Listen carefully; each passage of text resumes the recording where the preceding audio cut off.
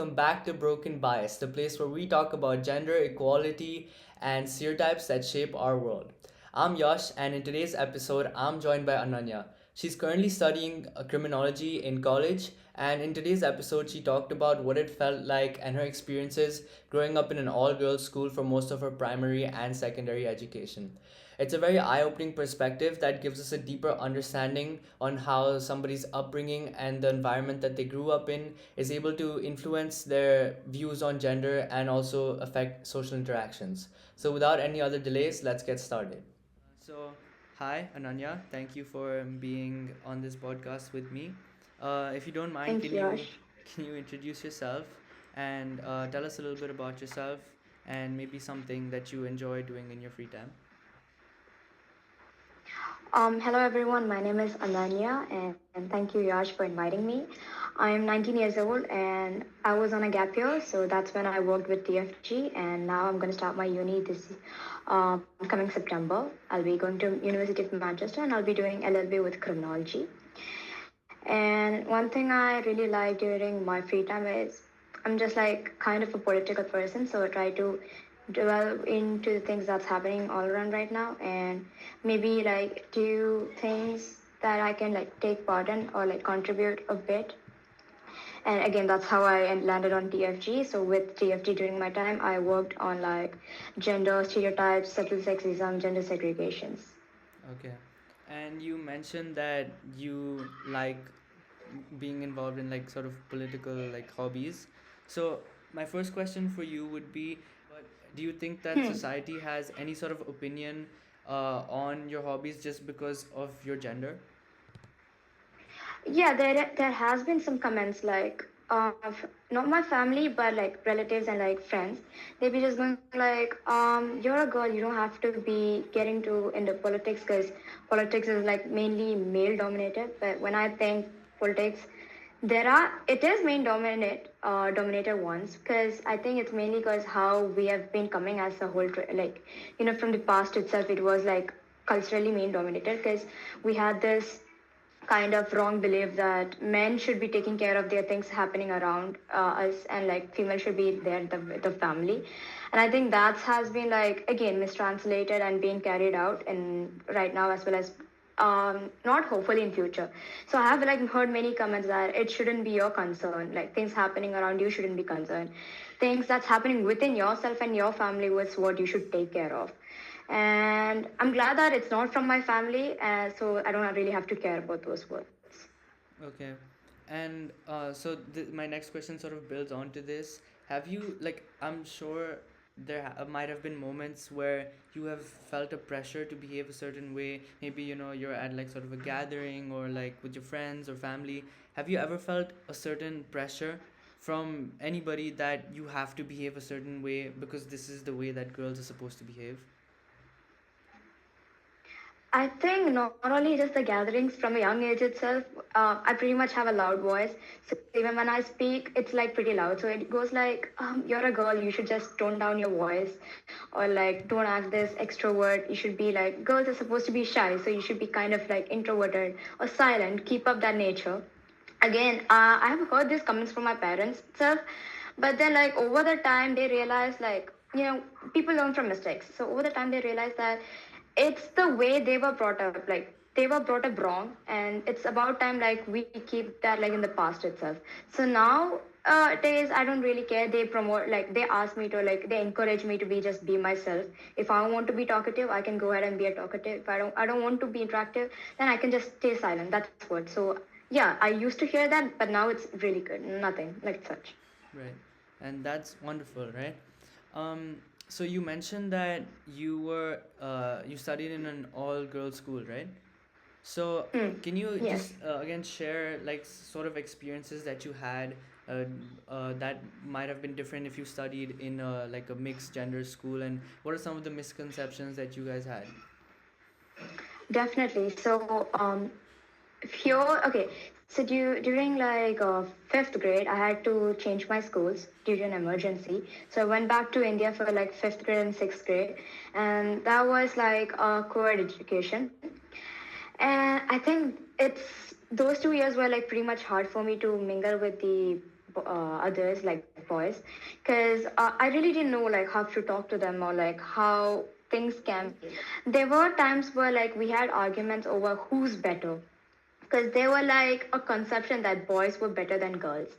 And since I came from all girls school, I used to be very much like argumentative about it. But the girls in the other school were like, they knew it was a joke. It was not that deep, because they have been doing that like within the friends. So, but then since I came from a different group, I felt like I took it personal.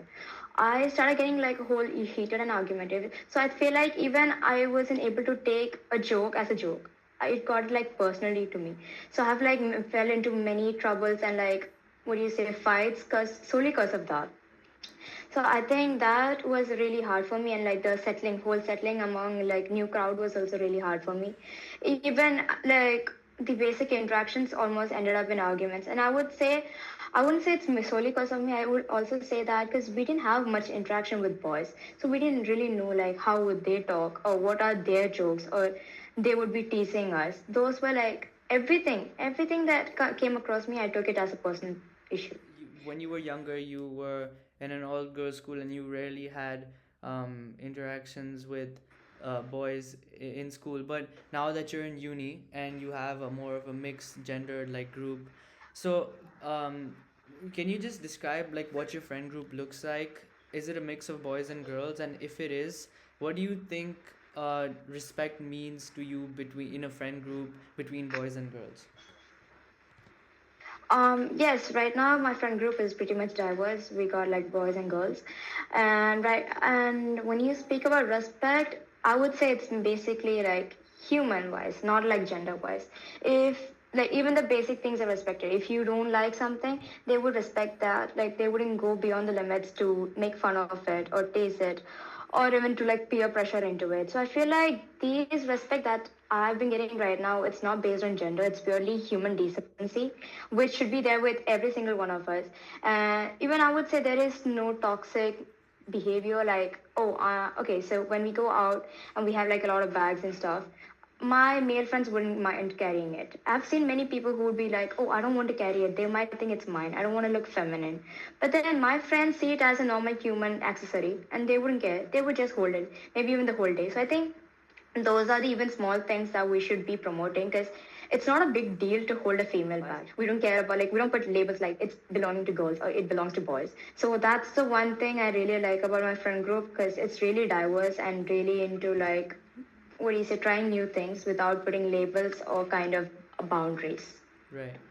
And so toxic boundaries, I should say. mhm. And so, what I see it as is that from a young age, you have pretty much like you've really developed your friend group and the way that you interact with different like boys, different genders, and how sort of just have good conversation and like small sort of behaviors.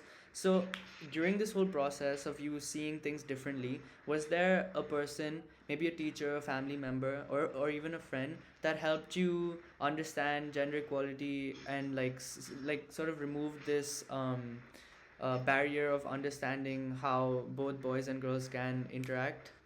Any person that helped you go through that?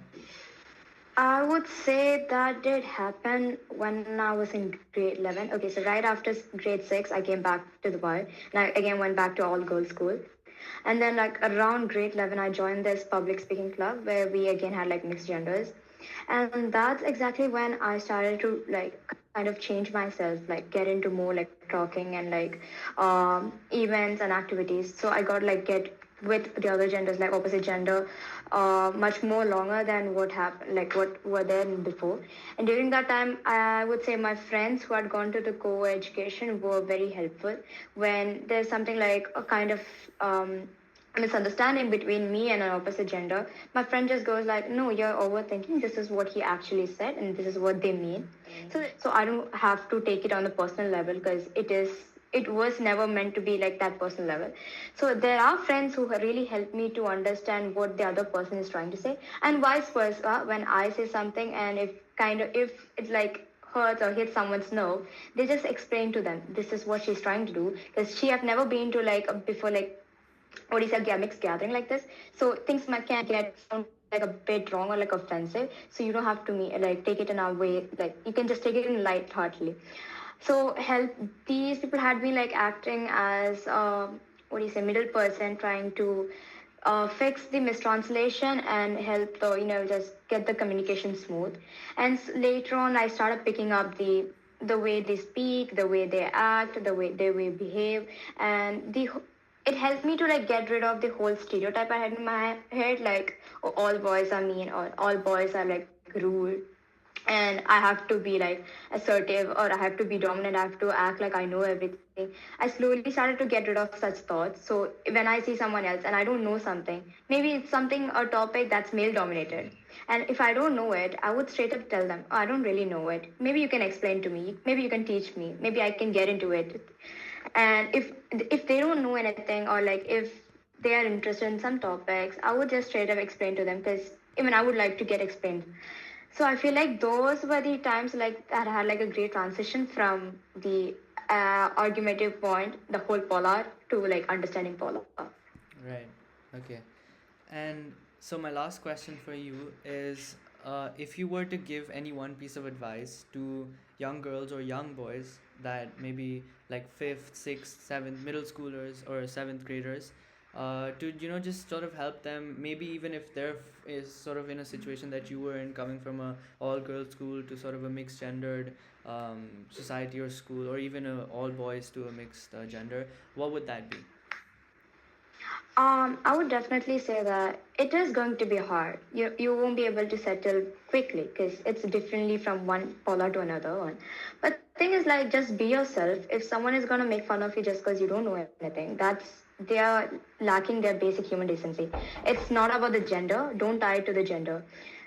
Just because one person, one boy or girl, is acting rude or like be lacking the basic decency, doesn't mean the whole genders are like worse or like gonna act the same. If it's gonna take much more time, maybe try to learn from what's going wrong and like how you yourself can fix it. And if you can't do it, try to find the right person, let it be girl or boy. The right person end of the day will help you regardless of their gender. All right. That is wonderful. And that was it from my side. Thank you for sharing all of that. And I think it was very Thank um, you. insightful, and it will be really helpful for some people who might have been in your situation, just trying to understand how they can sort of adjust. And yeah, Hmm. thank you so much. Thank you so much, Yash. Thank you so very much for watching the second episode of Broken Bias. Today was very interesting. We were able to talk to Ananya about some of her experiences growing up in an all girls school and how that was able to influence her perspectives on gender equality and gender norms. I hope that today's conversation and some of the stories that she shared were able to give you some motivation to question the stereotypes that might be going on around you, or maybe even make you feel a little bit more comfortable if you were facing going through something similar, or maybe just something to think about. If you enjoyed this episode, please make sure to stay tuned for the next one, episode 3 and episode 4. And make sure that if you haven't watched the episode before this, please go and do that as well. Thank you very much for watching again, and until then, take care. See you in the next one.